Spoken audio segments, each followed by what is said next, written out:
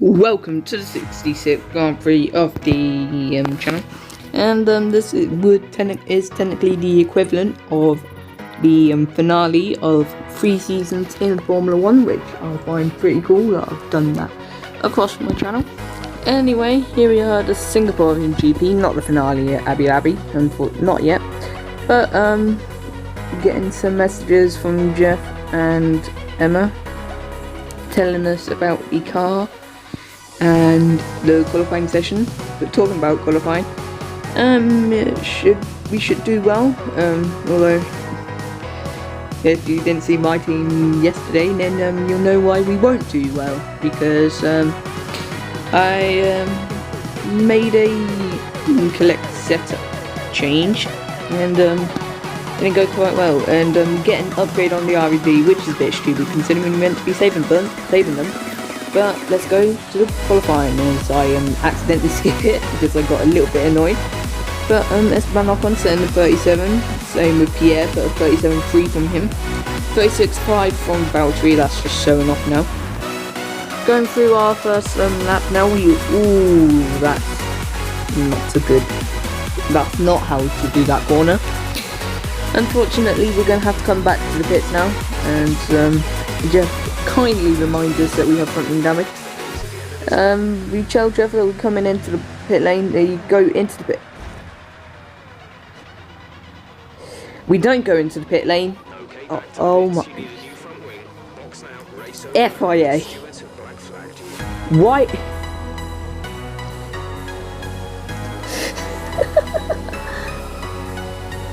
Oh my god. Why did it?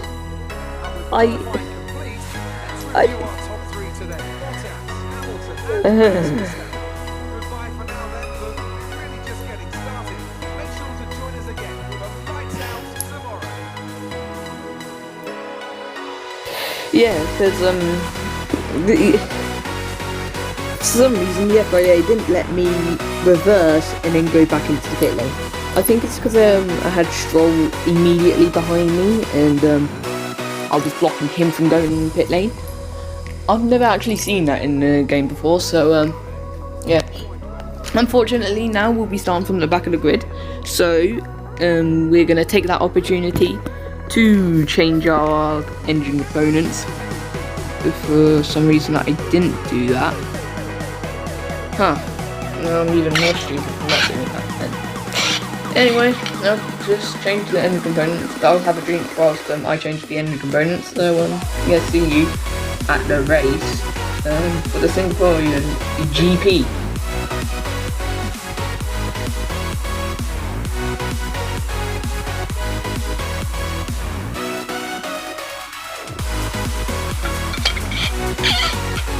Hydration.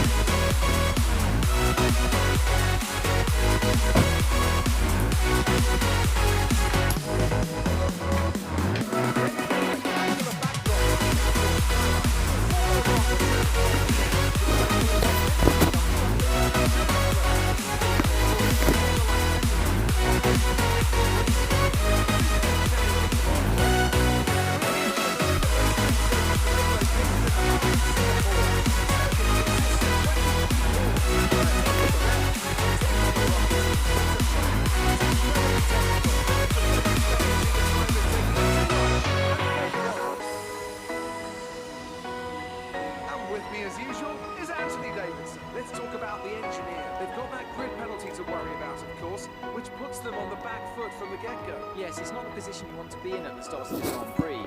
Penalties like this put you in amongst the traffic. But we know they have more pace than those around them, so I expect they'll make some strong progress in the first few laps.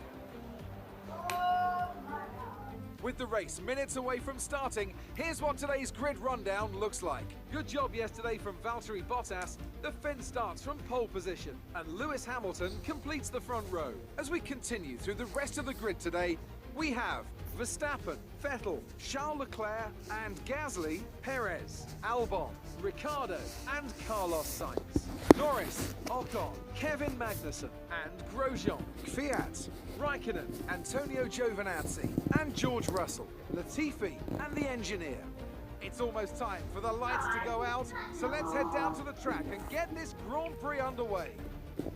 So here we are on the grid for our third time in a row, not in a row, where we have got penalties between qualifying and a race for the third time this season. First one is in Spain, and then I can't remember the second one. I believe it was in Britain.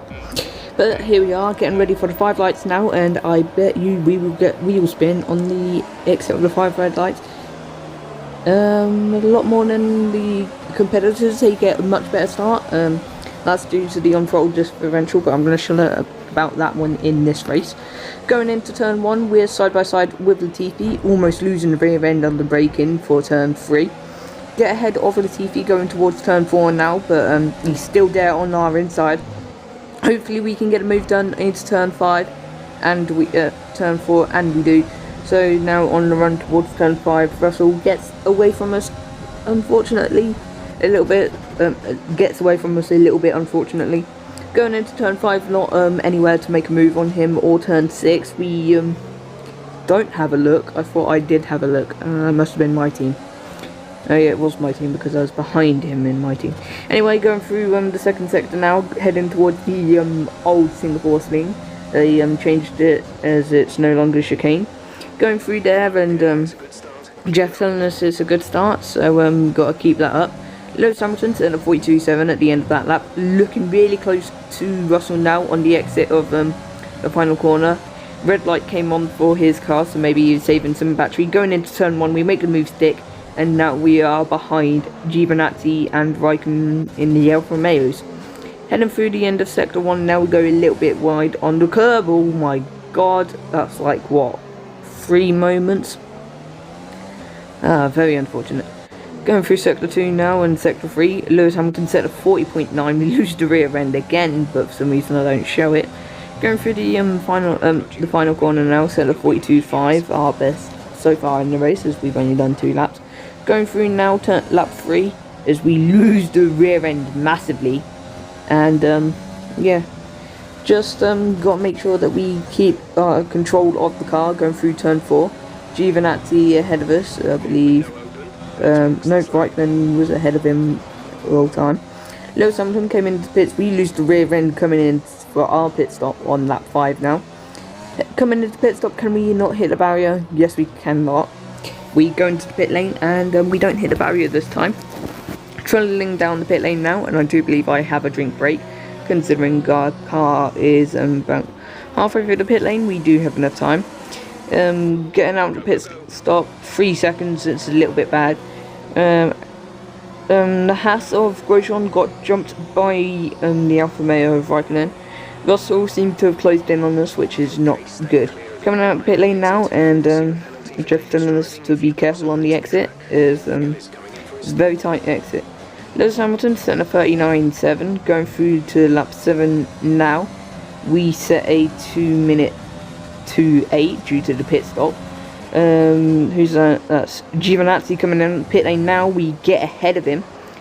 There's Kvyat, our teammate now, so the undercut is really powerful at Singapore, if you haven't noticed. Going into the tight right-hander at the right-hander after the main straight. We lock up just a little bit going into the corner. I don't think we lock up, I think we just miss our braking point. 42.3 on that lap from lap 8. Going towards the same corner again, we immediately do the exact same thing. So that's not good. Going through the final chicane now, we get on the curb and we put the power on too much. Oh, and to add insult to injury, we get some front wing damage. Luckily, we span here instead of after the final corner, because yeah, if we span after the final corner, we wouldn't be. Oh, come on. Yeah, so if we span there, we wouldn't have been. Oh,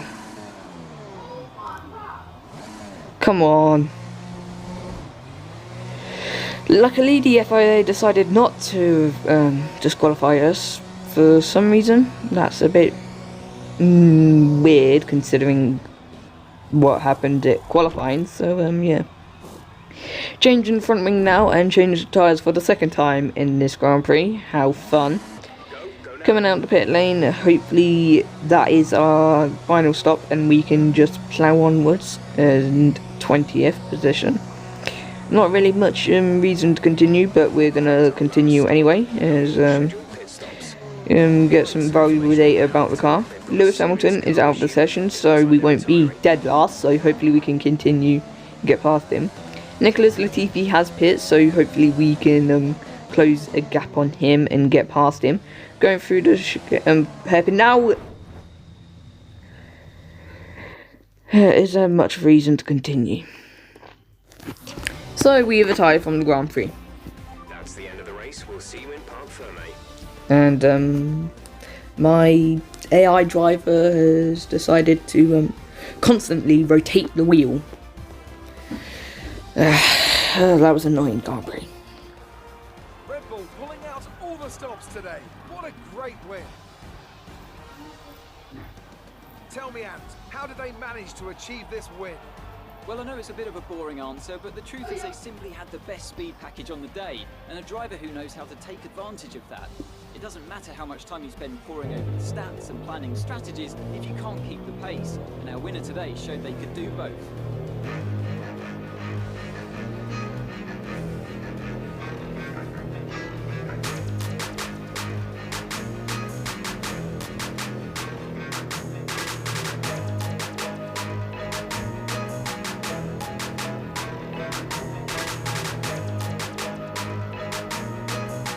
No, that was a very annoying GP. Hopefully that doesn't happen again. The team at Red Bull have done a phenomenal job recently. It's clear to see that they put in the work, and they should be proud of the victory they secured here. I mean, that shouldn't happen again because now I know my mistake, so yeah.